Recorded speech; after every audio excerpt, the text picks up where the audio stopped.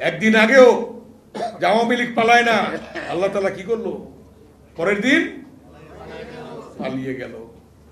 আল্লাহ তাআলার বিচার। অতএব হ্যাঁ, হাসিনাও পালায় না, এটাও বলছিল, শেখ মুজিবুর রহমান পালায় না, কিন্তু আল্লাহ তাআলার কাছে বিচার আছে। বিচার তো শুরু হয়েছে তার এবং তার দোষরদের বিচার শুরু হয়েছে, এবং এই বিচার অবিলম্বে কার্যকর করতে হবে। না, অবিলম্বে কার্যকর করার মধ্য দিয়ে বাংলাদেশের মানুষ স্বস্তি পাবে। বিচার রায় কার্যকর করার মধ্য দিয়ে শহীদ পরিবারের স্বস্তি পাবে। এই রায় কার্যকরের মধ্য দিয়ে জনগণ স্বস্তি পাবে, দেশ স্বস্তি পাবে। কিন্তু কেউ কেউ আবার অস্বস্তি পাবে। পার্শ্ববর্তী এখনো ফেরত দিচ্ছে না, প্রতিবেশী। বন্ধি বিনিময় চুক্তি আছে বাংলাদেশের সাথে, তাকে ফেরত আইন অনুযায়ী দিতেই হবে। অতএব বিচার হবে বাংলাদেশে। আপনারা জানেন সেই আপসীন নেত্রী বেগম খালেদা জিয়াকে কিভাবে মৃত্যুর পথে ঠেলে দিয়েছে।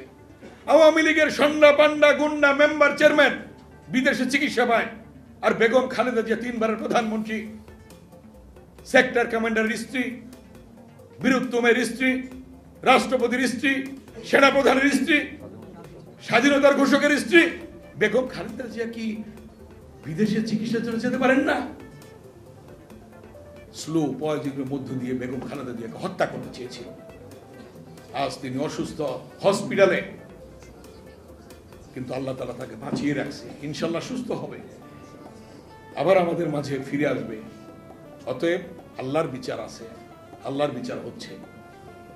তাই যে উদ্দেশ্যকে লক্ষ্যকে সামনে রেখে জিহাদে ডাক্তার মিলনরা, নূর হোসেনরা রক্ত দিয়েছে, বাংলাদেশকে গণতন্ত্রে ফিরিয়ে আনতে হবে।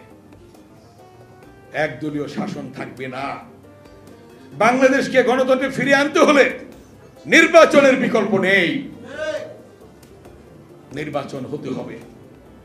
মাননীয় প্রধান উপদেষ্টা বলেছেন ফেব্রুয়ারির প্রথমার্ধে নির্বাচন হবে।